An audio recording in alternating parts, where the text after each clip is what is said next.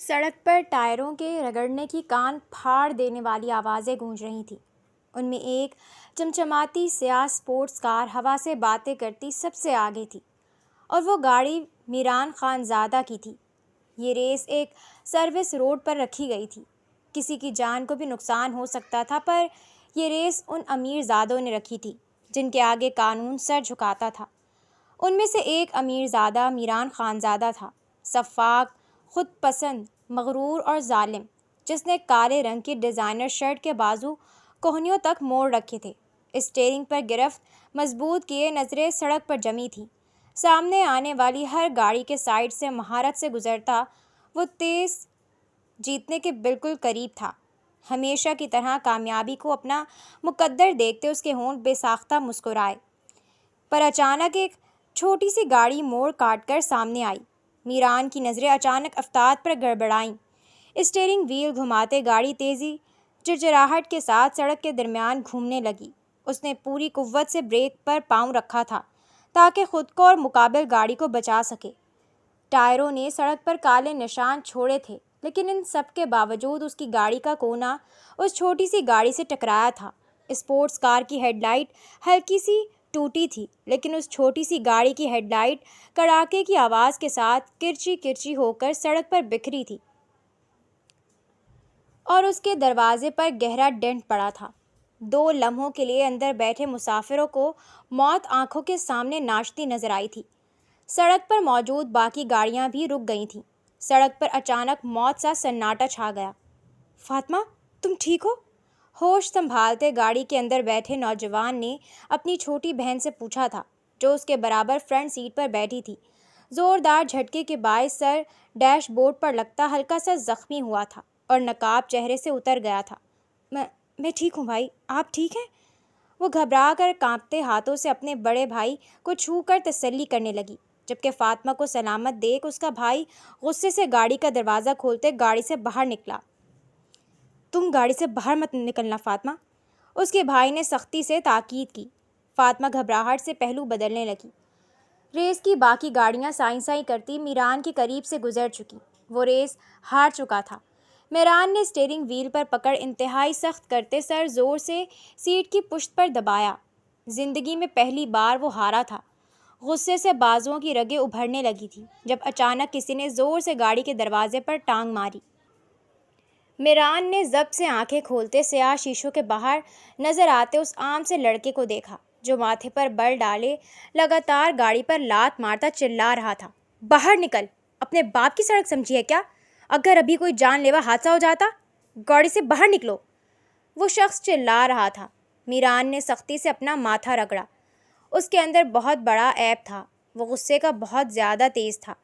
یہی وجہ تھی کہ آج تک اس کی اپنے خاندان میں بھی کسی سے نہیں بنی تھی۔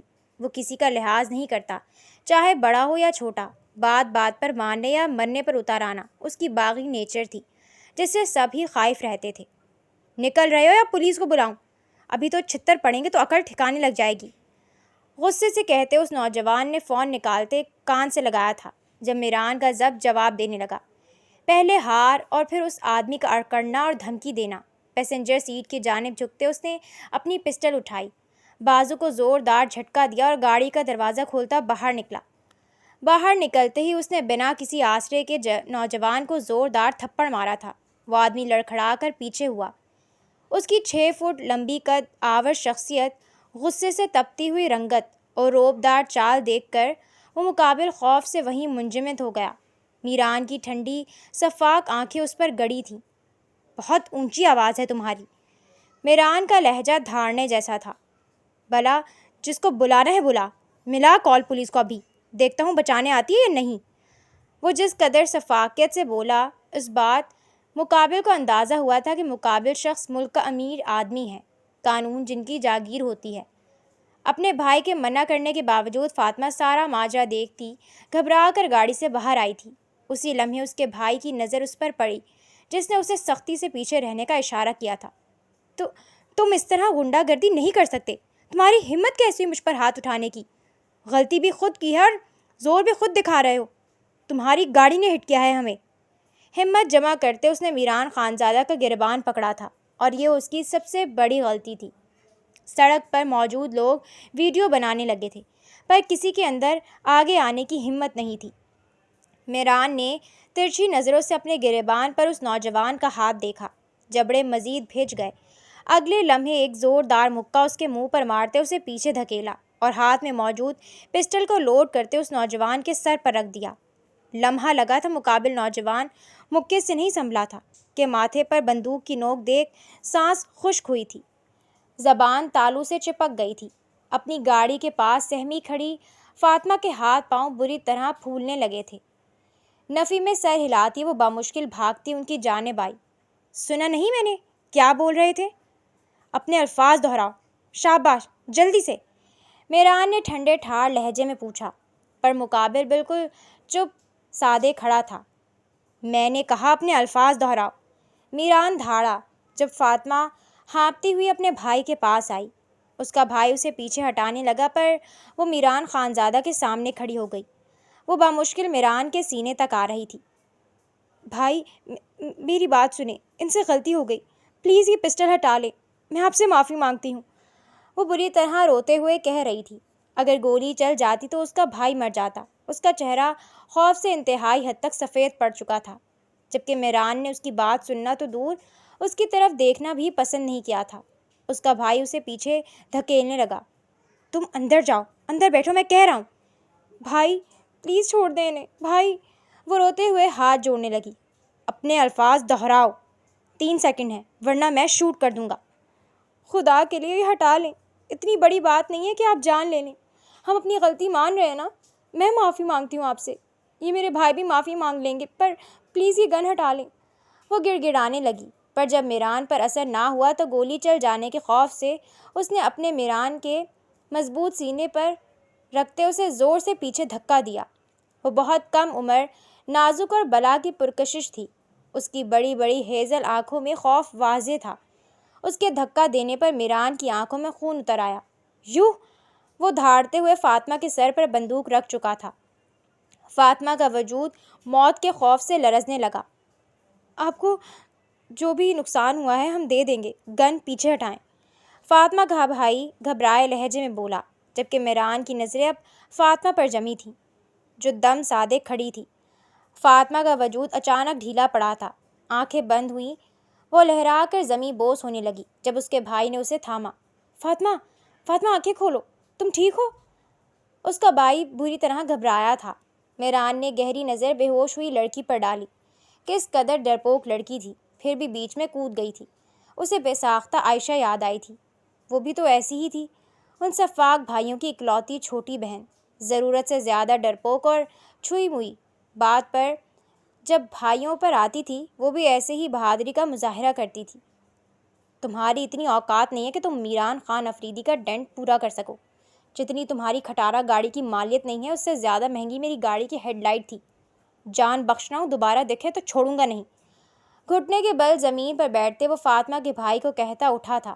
اپنی گاڑی میں بیٹھتے شیشہ نیچے کیا، ایک نظر بے ہوش فاطمہ پر ڈالی اور نہ جانے کیا سوچی کہ اپنی جیب سے والیٹ نکالتے کچھ رقم نکال کر فاطمہ کے بھائی کی جانب اچھالی۔ مرمت کروا لینا اپنی گاڑی کی بھی اور اپنی بہن کی بھی، سفاکی سے کہتے اس نے گاڑی آگے بڑھائی۔ اب تک جو لوگ بے حس و حرکت کھڑے تھے وہ میران کے جاتے ہی ہمدردی کے لیے آگے بڑھے تھے، پر فاطمہ کو بھائی سب کو نظر انداز کرتا فاطمہ کو گود میں اٹھاتا اپنی گاڑی تک آیا تھا۔ آنکھیں غصے کی شدت سے سرخ پڑنے لگی تھی، پر وہ مجبور تھا، جیسے ملک کی باقی عوام ہمیشہ سے امیروں کے سامنے مجبور رہی تھی۔ ہائے اللہ امی، مجھے تو یقین ہی نہیں آ رہا، سمیرہ آنٹی ہمیں بھی اپنی بیٹی کی شادی میں بلا سکتی ہیں؟ وہ کہاں رئیس خاندان اور ہم، نیہا عالیشان کارڈ کو دیکھتی حسرت بھرے لہجے میں بولی تو اس کی ماں مسکرانے لگی۔ ارے کیوں نہیں بلائے گی، اس کی شادی امیر خاندان میں ہو گئی تو کیا ہوا، پر بچپن میں جب وہ غریب تھی میں اپنا ٹفن اس کو کھلاتی تھی، بہت احسان کیے ہیں میں نے اس پر۔ نصرت بیگم فخریہ مسکرائیں تو نیہا اس کے گھٹنے سے آ لگی۔ تو اماں کیا ان کو کوئی بیٹا نہیں ہے؟ تیرے احسانوں کے بدلے مجھے بہو بنا لیں وہ۔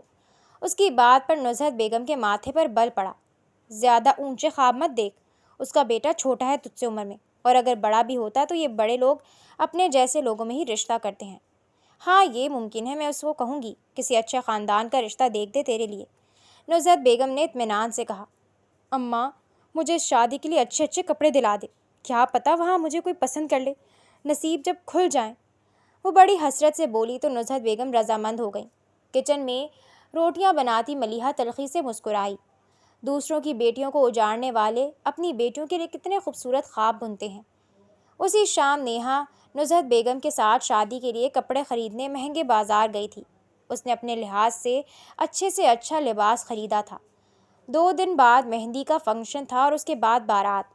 اگلے دن جب سب مہندی کے لیے تیار ہونے لگے، مما ہم شادی میں نہیں جائیں گے؟ مومن نے گمسم بیٹھی ملیحہ کا آنچل کھینچا تو وہ ہوش میں لوٹتے نفی میں سر ہلانے لگی۔ کیوں؟ اس نے اپنی ٹوٹ پوٹی زبان میں پوچھا۔ بہت دور ہے نا شادی، اس لیے ہم نہیں جا سکتے۔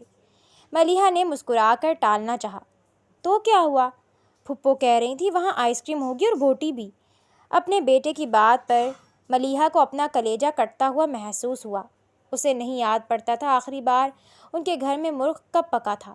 اگر کسی کا مرغ کھانے کا دل کرتا تو وہ باہر جا کر کھا لیتا یا باہر سے منگوا کر اپنے کمرے میں۔ وہ تو غیر ہی تھی، پر مومن تو اس کے سسرال کا ہی خون تھا۔ پر مومن کی حسرتوں پر اس کی ساس اسے بچے کی تربیت کے طعنے دیتی تھی کہ ندیدہ ہے، نیت خراب ہے۔ مما مومن بھی شادی میں جائے گا، وہ بضد ہوا تھا۔ مومن ضد نہیں کرتے نا، مما ناراض ہو جائیں گی، ملیحہ نے پچکارا۔ مومن آپ سے ناراض ہو گیا مما، مومن بھی جائے گا۔ یہ کہتا مومن روتا ہوا اپنی پھپھو کے کمرے میں بھاگا تھا۔ ملیحہ کے بعد اس گھر میں واحد نیہا تھی جو کبھی کبھی اس معصوم پر رحم کھا کر محبت کر لیتی تھی، اور آج بھی کچھ ایسا ہی ہوا تھا۔ وہ بہت خوش تھی اس امید پر کہ کوئی امیر زادہ اسے بھی آج ٹکرا جائے گا۔ اسی لیے مومن کے ساتھ چلنے کی ضد پر غصہ کرنے کے بجائے اس نے اپنی ماں کو اس بات پر راضی کر لیا تھا کہ وہ مومن اور ملیحہ کو بھی ساتھ لے چلیں۔ اماں تم 5,000 کا لفافہ دے رہی ہو، کھانا پینا تو وصول کریں گے نا؟ اچھا ہے مومن بھی اچھی چیزیں کھا لے گا۔ 5,000 وصول کرنے کی بات پر نزہت بیگم رضامند ہو گئی تھیں۔ پہلے دیکھو اس نوابزادہ کے پاس کوئی ڈھنگ کا سوٹ ہے پہننے کو یا نہیں، نزہت بیگم نے نخوت سے کہا۔ نیہا کے کہنے پر اس نے شادی سے پہلے کا ایک گہرے جامنی رنگ کا سادہ سا کاٹن کا فراک نکالا تھا۔ اس کی جسامت میں زیادہ فرق نہیں آیا تھا۔ یہ میک اپ پکڑو، اچھے سے کرنا تاکہ چہرے پر چوٹ کے نشان نہ نظر آئیں۔ نیہا نے بیس تھماتے اس کی گردن کی جانب اشارہ کیا تھا جہاں ہلکا سا نیل کا نشان تھا۔ وہ بہت سادہ سا تیار ہوئی تھی، بالوں کو سادہ سی چوٹی میں سمیٹ کر ایک کندھے پر ڈال لیا تھا، آنکھوں میں کاجل اور ہلکی لپسٹک۔ صرف اتنا میک اپ کافی تھا اس کے حسن کو نکھارنے کے لیے، پر آنکھوں میں ازلی اذیت اور اداسی تھی جو اس کی شخصیت پر ڈیرا کر چکی تھی۔ نیہا کے کہنے پر اس کے گھر والوں نے ہال جانے کے لیے گاڑی بک کروائی تھی۔ نزہت بیگم بھی ساڑی میں نکسک سے تیار ہوئی تھی، البتہ ضامن ہمیشہ کی طرح دوستوں کے ساتھ غائب تھا۔ وہ لوگ ہال پہنچے تو نیہا کی آنکھیں باہر کو ابلنے لگی۔ اماں یہ شادی ہال ہے یا محل؟ آنکھیں تو نزہت بیگم کی بھی کھلی کی کھلی رہ گئی تھیں۔ ہائے نیہا مجھے تو اب ڈر سے لگ رہا ہے، نہ جانے کتنے امیر امیر لوگ کو اندر ہوں گے، اور ہم۔ نزہت بیگم گھبراہٹ سے بولی۔ چپ کرو اماں، ایسے برتاؤ کرو جیسے یہ ہال ہمارے لیے معمولی سا ہے، ہم ایسی شادیوں میں آتے رہتے ہیں۔ نیہا کے کہنے پر وہ لوگ گاڑی سے باہر نکلے۔ تمیز میں رہنا، یہاں اپنی غربت مت دکھانا، اور اپنے بیٹے کو بھی سمجھا دینا کہ زیادہ ندیدہ پن نہ کرے، لوگ کیا سمجھیں گے، کھانا نہیں ملتا تم لوگوں کو۔ نزہت بیگم نے ہال کے اندر گھستے اسے سختی سے تلقین کی تو وہ اسبات میں سر ہلا کر رہ گئی۔ ہال کے اندر داخل ہوتے ہی یوں لگا کہ وہ دنیا کے حسین ترین مقام پر آ گئے ہوں۔ آنکھیں چوکو چوبند سے چندھیانے لگی۔ نیہا کا دل خوشی سے باہر آنے کو ہوا۔ ہال تاحد نظر بڑا تھا اور بے انتہا حسین۔ لڑکیاں مہنگے مہنگے مہندی کے لہنگوں میں گھوم رہی تھیں، مہنگی جیولری اور مہنگے موبائل۔ نیہا کو اتنی تیاری کے بعد بھی اپنا آپ بڑا کمتر لگنے لگا۔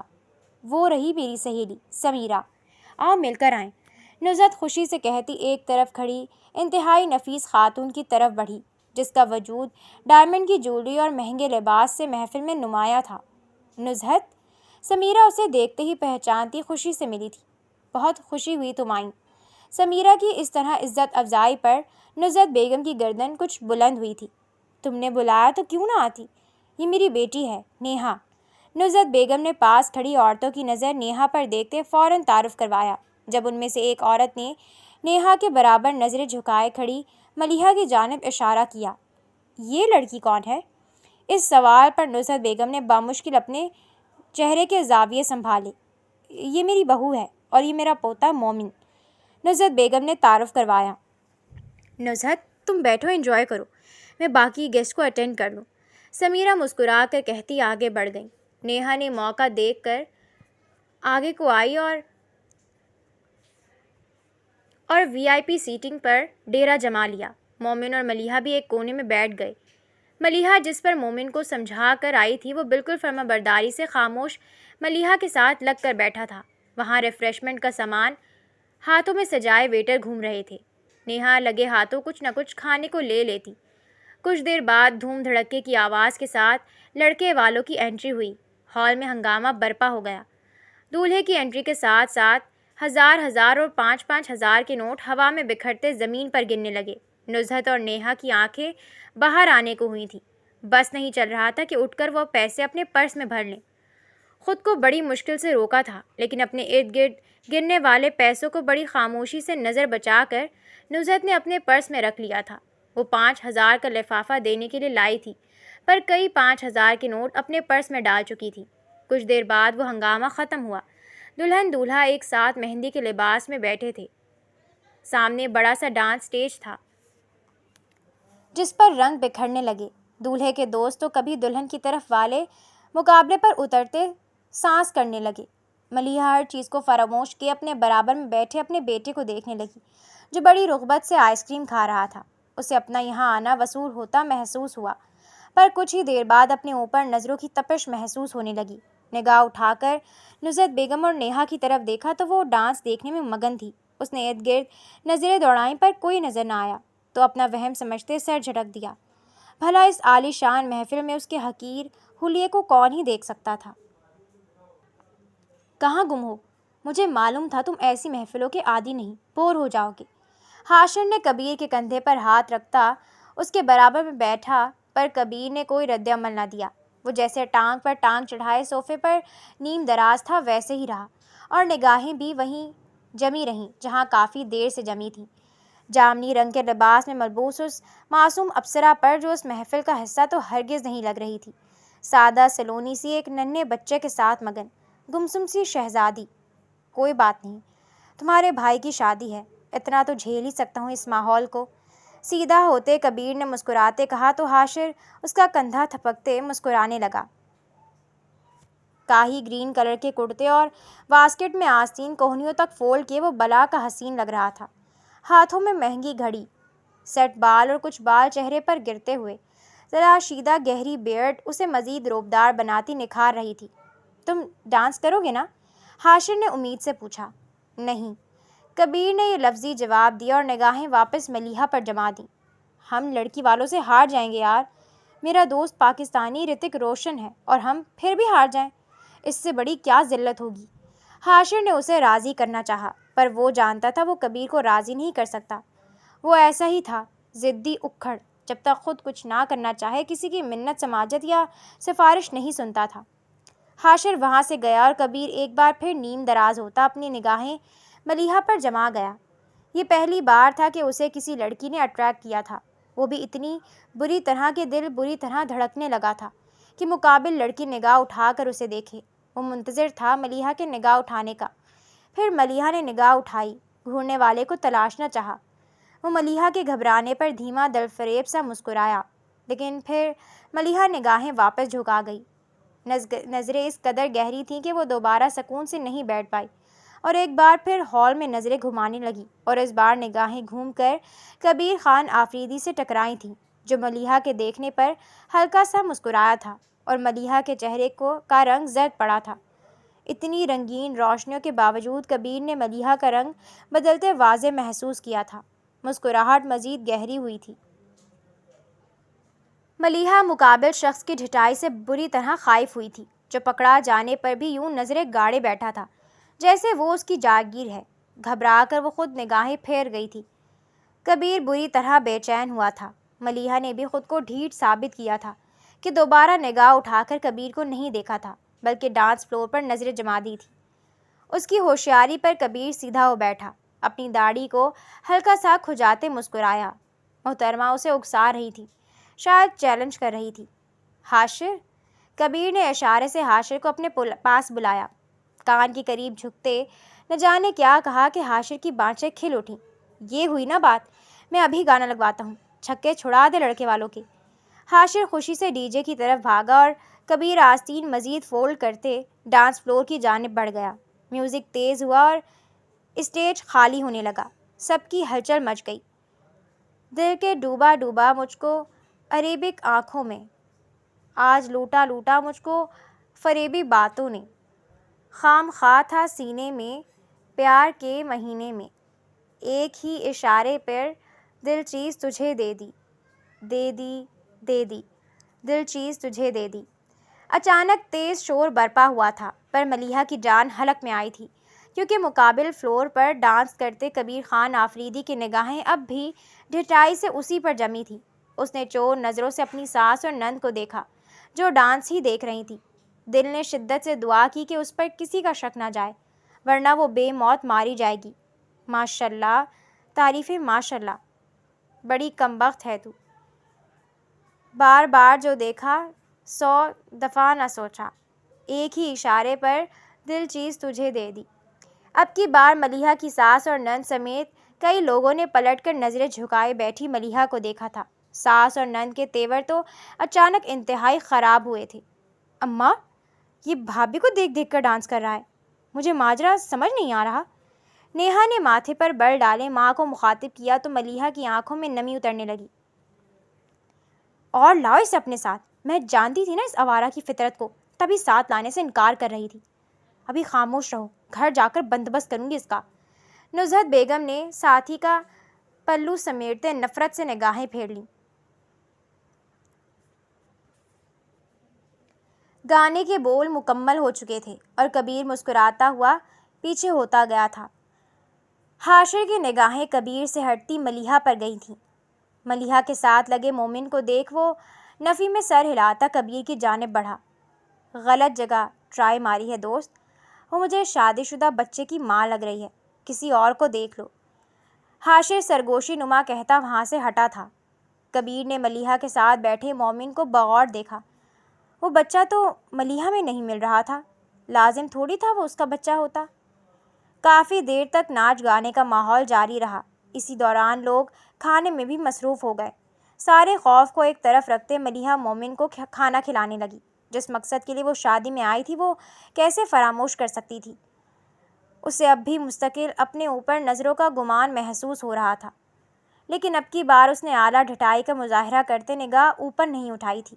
پر نہیں جاتی تھی اس کا یہ اجتناب مقابل کو بہت بھا رہا تھا۔ بھلا وہ پہلی لڑکی جس نے کبیر خان آفریدی کو اپنی جانب متوجہ کیا تھا، اب اسے کیسے نظر انداز کر سکتی تھی؟ پورے راستے گاڑی میں خاموشی رہی تھی۔ مومن گاڑی میں ہی سو چکا تھا۔ ملیحہ آنے والی مار اور گالیوں کے لیے خود کو تیار کر رہی تھی۔ گھر پہنچتے اس نے مومن کو بستر پر لٹایا۔ باہر برآمدے میں ہی چارپائی پر ضامن لیٹا ہوا تھا۔ توقع کے مطابق کچھ دیر بعد ہی اسے ساس کے غصہ کرنے کی آوازیں آنے لگیں۔ وہ ملیحہ کی بد نظری اور آوارگی کے قصے ضامن کو سنانے لگی اور اپنی ماں کی بات سنتے وہ غصے سے کمرے میں داخل ہوا۔ ضامن، مومن سو رہا ہے، وہ ڈر جائے گا، وہ فوراً خوف سے بولی تھی۔ ضامن غصے سے اس کی جانب پلٹا پر ٹھٹک کر رکا۔ آج وہ کوئی نشہ کر کے آیا تھا۔ تیار ملیحہ کو دیکھتے غصہ اچانک ٹھنڈا ہوا تھا۔ وہ ملیحہ کی جانب بڑھا، اچانک اسے بالوں سے دبوچتے اپنے قریب کیا۔ اتنا تیار ہو کر باہر جاؤ گی تو عاشق ہی پیدا ہوں گے نا؟ ملیحہ کے رخسار پر انگلی پھیرتے وہ نفی میں سر ہلانے لگا۔ کیوں گئی تھی شادی میں؟ ضامن کا لہجہ اچانک سخت ہوا۔ آج اس کا دل بدل رہا تھا۔ ملیحہ کو مارنے کا دل نہیں کیا، مومن کی وجہ سے، اسے اچھا کھانا کھانا تھا بس اس لیے۔ وہ سسکی۔ ضامن نے اسے قریب کیا۔ اسے ضامن کی قربت سے گھن محسوس ہوئی تھی، مگر اگر اف بھی کرتی تو ضامن اس کی چمڑی ادھیڑ دیتا۔ دوبارہ نہیں جانا ورنہ یہ والی نرمی نہیں دکھاؤں گا۔ بیسمنٹ کی ہپ زدہ ہوا میں بارود اور پسینے کی بو رچی بسی تھی۔ مدھم لائٹس کے نیچے وہ کسی زخمی شیر کی طرح متحرک تھا۔ بڑی ہوئی شیو ماتھے پر آتے بکھرے بال اور سینڈوں سے جھانکتے اس کے مضبوط کثرتی مسلز پر پسینے کی بوندیں چمک رہی تھیں۔ اس نے گن لوڈ کی۔ میگزین چڑھانے کی کلک کی آواز خاموش بیسمنٹ میں گونجی۔ سامنے 3 بورڈز لگے تھے جن پر 3 چہرے واضح تھے۔ اس کی نظریں پہلے بورڈ پر جمی۔ زاہد آفریدی، پہلا حساب۔ وہ بڑبڑایا اور گولی سیدھی زاہد کی پیشانی کے بیچوں بیچ پیوست ہو گئی۔ بغیر رکے اس نے نشانہ بدلا۔ اب سامنے میران آفریدی کی تصویر تھی۔ دوسرا تم ہو میران؟ اس کی آواز تبدیل ہوئی۔ ٹھا! دوسرا نشانہ بھی ٹھیک نشانے پر لگا۔ میران کی تصویر والا بورڈ زور سے ہلا۔ اب باری تیسری بورڈ کی تھی۔ وہاں کبیر آفریدی کا چہرہ تھا۔ اس نے گن تانی، لیکن اس بار اس کی انگلی ٹریگر پر تھم گئی۔ جبڑے سختی سے بھینچے اس نے گن کو دونوں ہاتھوں سے تھاما۔ بازوؤں کے مسلز تن گئے۔ کبیر! اس نے دانت پیستے نام لیا اور لگاتار 3 فائر کیے۔ تینوں گولیاں کبیر کی تصویر کے عین دل والے مقام پر لگیں۔ خالی خول فرش پر گرے اور بیسمنٹ کی خاموشی میں ان کی دھاتی گونج دیر تک سنائی دیتی رہی۔ اس نے گن نیچے کی، لمبا سانس لیا اور اپنے بکھرے بالوں کو پیچھے جھٹکا۔ اس نے ابھی آخری نشانہ لگایا ہی تھا کہ بیسمنٹ کے سناٹے کو زنانہ آواز نے چیرا۔ تم ایک بورڈ لگانا بھول گئے ہو۔ وہ چونک کر مڑا۔ اس کے پیچھے ویل چیئر پر ادھیڑ عمر کی عورت بیٹھی تھی۔ چہرے پر عمر کے اثرات ظاہر ہونے لگے تھے، لیکن آنکھوں میں ابھی بھی آگ تھی۔ ماں! وہ حیرت سے بولا۔ آپ یہاں؟ کیونکہ وہ کبھی بیسمنٹ میں اس کے پیچھے نہیں آئی تھی۔ میں نے کہا تم ایک بورڈ لگانا بھول گئے ہو، اس کی ماں نے دہرایا۔ وہ ناسمجھی سے دیکھنے لگا۔ کون سا بورڈ؟ عائشہ آفریدی کا، اس کی ماں نے کہا۔ اس کے چہرے پر ناگواری کے تاثرات ابھر آئے۔ اس نے اپنے گلوز اتارتے ہوئے نفی میں سر ہلایا۔ میں مردوں کی دشمنی میں عورت سے لڑنے کا قائل نہیں۔ اس کی ماں کے ماتھے پر بل گہرے ہوئے۔ لڑائی مردوں کی نہیں، تمہاری ماں کی ہے۔ وہ غصے سے بولی۔ تمہاری ماں بھی روتی تھی۔ اس کی نہ صرف عزت لوٹی گئی تھی بلکہ معذور بھی کر دی گئی ہے۔ تم بھول گئے ہو؟ اس نے ضبط سے مٹھی بھینچ لی۔ یہ بات بار بار مت دہرایا کریں، وہ دھیمی آواز میں بولا۔ مجھے یاد ہے سب، بار بار دہراؤں گی۔ اس کی ماں طنزیہ مسکرائی۔ تاکہ تم اپنا مقصد بھول نہ جاؤ۔ تم ان لوگوں کو مار دو تب بھی ان کو اتنی تکلیف نہیں ہوگی جتنی عائشہ کی جان جانے سے ہوگی۔ زاہد خان آفریدی کی جان بستی ہے اپنی بیٹی میں، مجھے وہی چاہیے۔ وہ یک ٹک انہیں دیکھا گیا۔ میں اپنی مردانگی کو پسے پشت ڈال عورت کو نشانہ نہیں بنا سکتا۔ آپ کو بدلہ چاہیے، میرا وعدہ ہے۔ زاہد آفریدی اور اس کے بیٹے آپ کی آنکھوں کے سامنے زندگی کی بھیک مانگتے مانگتے دم توڑیں گے۔ اس کی ماں کا چہرہ غصے سے لال ہو گیا۔ اس نے ہاتھ میں پکڑا گلاس اٹھا کر زمین پر دے مارا۔ مجھے زاہد آفریدی کی بیٹی بھی چاہیے، ہر حال میں، سنا تم نے؟ وہ چیخیں۔ اگر تمہاری غیرت مر گئی ہے تو بتا دو، میں اپنا انتقام خود لے سکتی ہوں۔ معذور ہوئی ہوں، مری نہیں ہوں۔ وہ خاموش کھڑا رہا۔ اس کی ماں کی باتیں اسے تکلیف دے رہی تھیں۔ اس کی ماں نے ویل چیئر موڑی اور باہر نکل گئی۔ وہ انہیں جاتے ہوئے دیکھتا رہا۔ 18 سال ہو گئے تھے اسے انتقام کی آگ میں جلتے ہوئے، اپنے باپ کے قتل اور ماں کے بے آبرو ہونے پر روتے ہوئے۔ سالوں لگے تھے مضبوط ہونے میں اور خود کو اس قابل بنانے میں کہ زاہد آفریدی کی نسل تباہ کر سکتا۔ سگریٹ سلگاتے وہ بیسمنٹ میں رکھی ایک کرسی پر ہی بیٹھ گیا۔ ٹیبل پر رکھا لیپ ٹاپ کھولتے اس نے زاہد خان آفریدی کی فائل کھولی۔ اسکرول کرنے پر نیچے دونوں بیٹوں کے بعد زاہد آفریدی کی بیٹی کی تصویر نمایاں ہوئی۔ دھواں ہوا کے سپرد کرتا وہ باغور عائشہ آفریدی کو دیکھنے لگا۔ ہم عمر، کالج یونیفارم میں مسکراتی، بھورے بھورے بال اور شہد رنگ آنکھیں۔ بھلا وہ اس لڑکی سے بدلہ کیسے لیتا؟ وہ بھی زاہد آفریدی کی طرح گر جاتا کہ اس کی بیٹی کی عزت پامال کر دیتا؟ نہیں، وہ یہ نہیں کر سکتا۔ ہاں، دوسرا راستہ تھا۔ وہ اس لڑکی کو جان سے مار سکتا تھا۔ کچھ دیر سوچنے کے بعد اس نے لیپ ٹاپ بند کیا، ٹیبل پر رکھی بڑی تصاویروں کو آگے پیچھے کیا تو نیچے ہی عائشہ آفریدی کی تصویر تھی۔ وہ قدم قدم چلتا بورڈز کی جانب بڑھا۔ زاہد آفریدی کی تصویر کو نوچ کر پھینکتے اس نے اس جگہ عائشہ آفریدی کی تصویر لگائی۔ پوزیشن پر کھڑے ہوتے گن لوڈ کی۔ نظریں 2 لمحے کے لیے ٹھٹکیں۔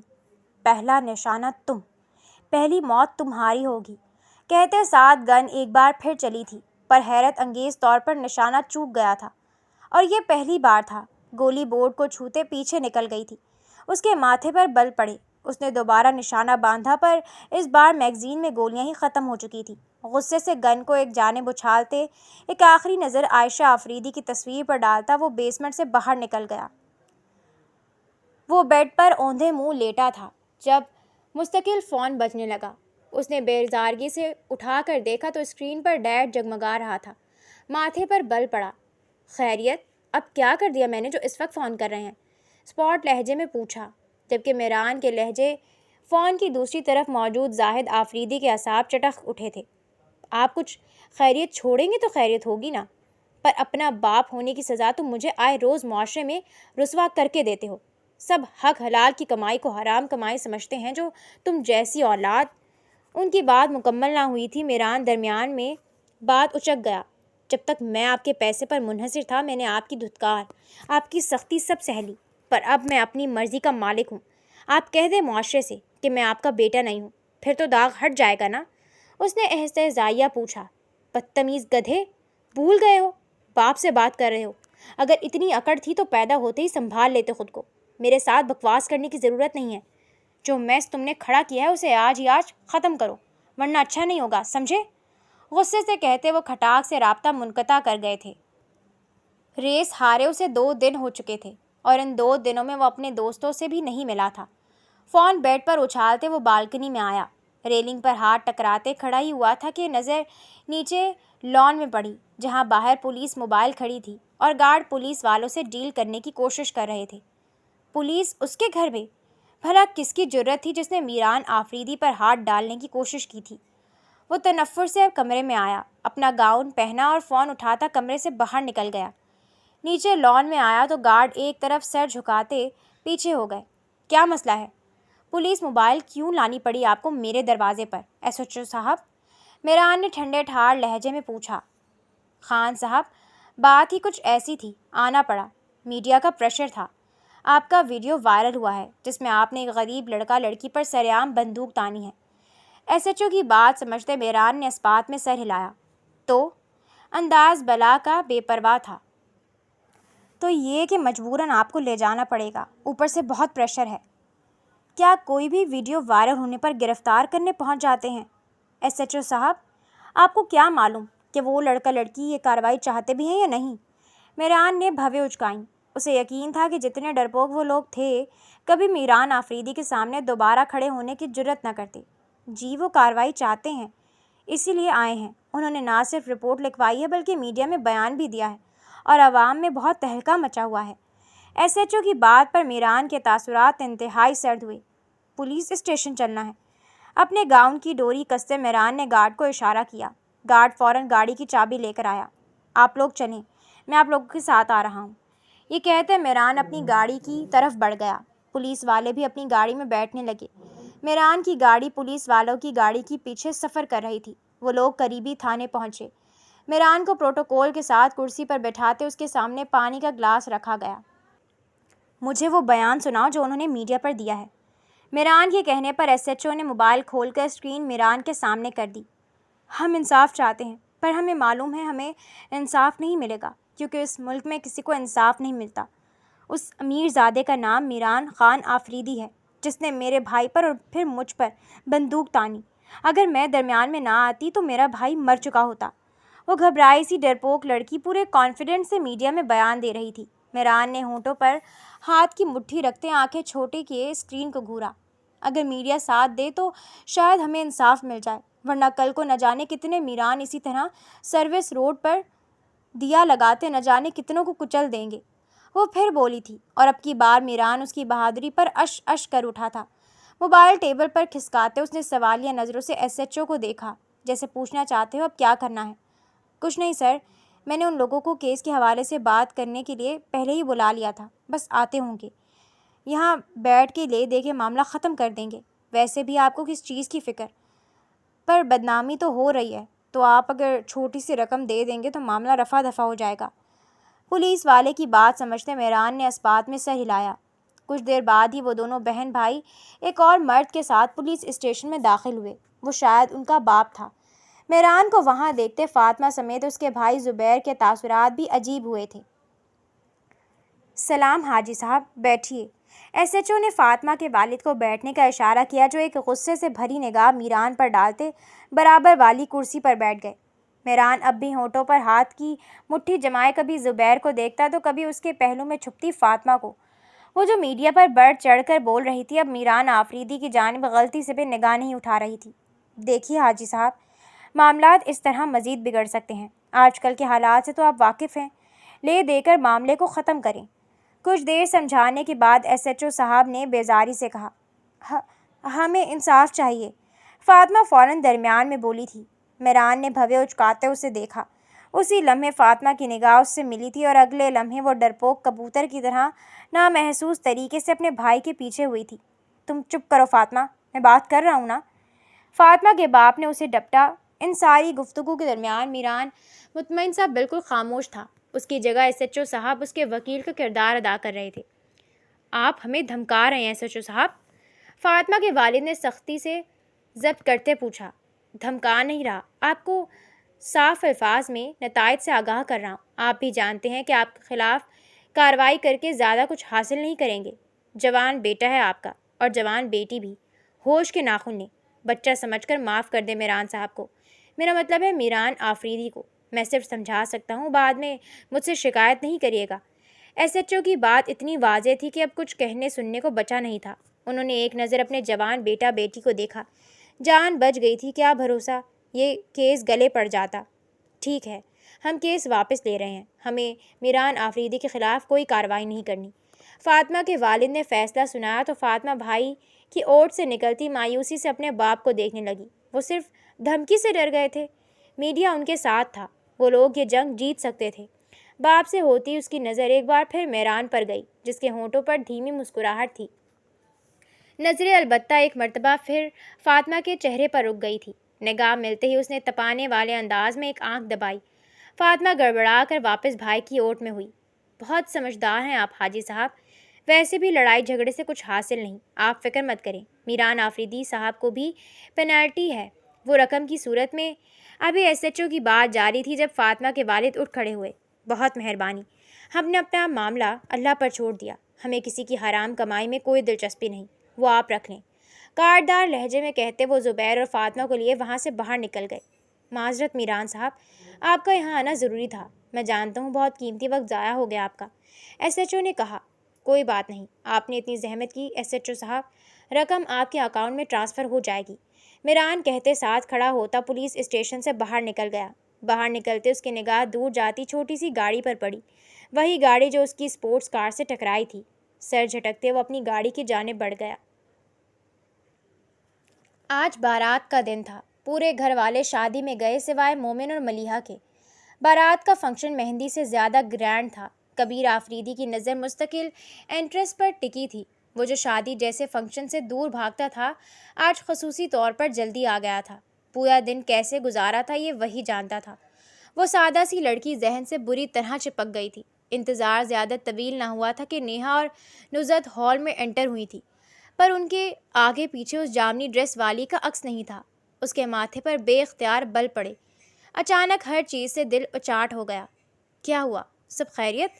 پاس بیٹھی ان کے گروپ کی لڑکی نے پوچھا۔ نتھنگ، سنجیدگی سے کہتا وہ وہاں سے اٹھ کھڑا ہوا۔ دل تو اس بوڑھی خاتون یعنی نزہت بیگم کے پاس جا کر پوچھنے کا کیا کہ وہ لڑکی کیوں نہیں آئی، پر ارادہ ترک کر دیا۔ کہاں جا رہے ہو؟ اس کی دوست نے پھر پوچھا۔ ضروری کام یاد آ گیا، جلدی فارغ ہوا تو واپس آ جاؤں گا۔ اپنا فون نکالتے وہ شادی خانے سے باہر نکل گیا۔ تم اگر سوچ رہی ہو بارات میں نہ آ کر مجھ سے بچ جاؤ گی تو غلط ہو۔ کبیر آفریدی تمہیں کہیں سے بھی ڈھونڈ نکالے گا، وعدہ رہا تم سے جلد ملاقات ہوگی۔ اس کو تصور کرتے وہ مسکراتے گاڑی میں بیٹھتا وہاں سے نکل گیا۔ اگلے دن شام میں اس کے پاس ملیحہ کی تمام انفارمیشن موجود تھی، پر یہ جاننے کے بعد کبیر کا چہرہ انتہائی حد تک سنجیدہ ہو گیا تھا کہ وہ نہ صرف شادی شدہ تھی بلکہ حاشر کے کہنے کے مطابق ایک بچے کی ماں تھی، یعنی مہندی میں جو بچہ ساتھ تھا وہ اسی کا بیٹا تھا۔ موبائل ٹیبل پر پٹکتے اس نے کاؤچ سے سر ٹکا دیا۔ دل اٹکا بھی تھا تو کہاں، ایک شادی شدہ لڑکی پر۔ آج تک کوئی ایسی چیز نہیں ہے جو کبیر آفریدی نے حاصل نہ کی ہو۔ پر تم چیز نہیں ہو نا، وہ دل برداشتگی سے بڑبڑایا۔ ملیحہ فاروق سے تم ملیحہ ضامن ہو گئی ہو۔ کیا ایسا ممکن ہے کہ ملیحہ ضامن سے ملیحہ کبیر ہو جاؤ؟ ہاتھ میں پہنی انگوٹھی انگلی میں گھماتے وہ پرسوچ انداز میں بولا، ہاں ممکن تو ہے، پہلے تم سے ملاقات کرنی پڑے گی۔ اگر تم شادی شدہ بھی ہو تو مجھے کیوں نہیں لگی؟ شادی شدہ لڑکیاں تو خوش ہوتی ہیں، تم تو سنڈریلا کی طرح اداس بیٹھی تھی، جیسے وہ تمہاری سوتیلی ماں اور بہن ہو۔ ملیحہ کی تصویر دیکھتے وہ تجسس سے بڑبڑایا، جو بھی ہے، شہزادی تو شہزادے کے ساتھ جچتی ہے، تم میرے لیے ہی بنی ہو، بس ایک بار تم سے ملاقات ہو جائے، جلد۔ ملیحہ کی تصویر کے نیچے لکھی ڈیٹیلز میں اس نے ملیحہ کا ایڈریس پڑھا، ایک متوسط طبقے کی بستی۔ پھر موبائل واپس بند کرتے آنکھیں موند لیں۔ کھانا کیوں نہیں کھا رہی آپ؟ میڈیسن نہیں لے رہی؟ کمرے کی لائٹ آن کرتے ابتسام اندر داخل ہوا۔ جاؤ یہاں سے ابتسام، اس کی ماں نے سختی سے کہا۔ لہجہ نم تھا، اس نے بے اختیار گہری سانس لی۔ یوں تو اس کی ماں نے اس کی تربیت کسی فوجی کی طرح سخت کٹھور پتھر جیسی کی تھی، لیکن خود اچانک کبھی کبھی وہ ٹپیکل ماؤں کی طرح رونے لگتی تھی اور وہ بھی پگھل جاتا تھا۔ ناراض ہے مجھ سے؟ وہ ویل چیئر پر ان کے سامنے گھٹنے کے بل بیٹھا، ٹشو اٹھاتے ان کے آنسو صاف کرنے لگا۔ تمہیں میری ناراضگی سے فرق پڑتا ہے؟ الٹا سوال داغا گیا۔ بہت پڑتا ہے۔ آپ کو زاہد آفریدی کی بیٹی کی موت دیکھنی ہے نا؟ اسی ہفتے کے اندر عائشہ آفریدی کی لاش ان کے گھر پہنچ جائے گی، میرا وعدہ ہے۔ اپنے بیٹے کی شفافیت پر وہ دل ہی دل میں مسکرائیں، اپنے آنسوؤں پر فخر محسوس ہوا۔ لاش وہاں کیوں پہنچے گی؟ انہوں نے پھر سوال کیا تو اب کی بار ابتسام الجھ کر رہ گیا۔ نہیں، لاش زاہد آفریدی تک نہیں پہنچنی چاہیے۔ موت اتنی تکلیف دینی ہے ابتسام جتنی تکلیف گمشدگی دیتی ہے۔ تم لاش ان تک پہنچاؤ گی، وہ چند دن رو کر صبر پا جائیں گے، پر سوچو اگر عائشہ کا وجود ہی ان کو نہ ملا تو ساری عمر تڑپتے رہیں گے جیسے۔ وہ کہتے کہتے رکی تھی، جذبات میں زبان سلپ ہونے لگی تھی۔ جیسے؟ ابتسام نے سوالیہ پوچھا۔ جیسے تمہارے بابا کی لاش مجھے نہیں ملی تھی، سالوں اس امید پر تڑپتی رہی کہ شاید وہ زندہ ہوں۔ میں چاہتی ہوں جو موت میں مری ہوں روز روز وہ زاہد بھی مرے۔ تو آپ کیا چاہتی ہیں؟ کیا کروں میں؟ ابتسام نے پوچھا۔ عائشہ کو میرے حوالے کر دو، زندہ یا مردہ۔ زندہ کر دو تو اور اچھا ہے، ورنہ مردہ بھی چلے گی، پھر جو کرنا ہے میں خود کر لوں گی۔ زندہ مل گئی تو اسے روز مردہ ہونے کی اذیت دوں گی، اور اگر مردہ دو گے تو اس کی قبر اپنے ہی گھر کے آنگن میں بنا کر سکون حاصل کروں گی۔ اپنی ویل چیئر کھڑکی کے قریب لے جاتے وہ شفاقی سے مسکرائی تو ابتسام اسبات میں سر ہلاتا اٹھ کھڑا ہوا۔ ٹھیک ہے، اس ہفتے عائشہ مل جائے گی آپ کو، زندہ یا مردہ جیسے آسانی ہو۔ ابتسام کہتا کمرے سے نکل گیا تھا۔ اس کی ماں نے ایک نظر خالی کمرے کو دیکھا اور خوشی سے ویل چیئر گول گھمانے لگی۔ تم نے اچھا نہیں کیا زاہد میرے ساتھ، سود سمیت لوٹاؤں گی تمہیں سب کچھ۔ تمہیں کیا لگتا ہے مجھے نہیں معلوم عائشہ کون ہے؟ مجھے سب معلوم ہے، پر تمہیں نہیں معلوم کہ میرے پاس تمہاری سب سے قیمتی چیز ہے، جس کے غم میں تمہاری بیوی پاگل ہو گئی اور تم بھی۔ کہتے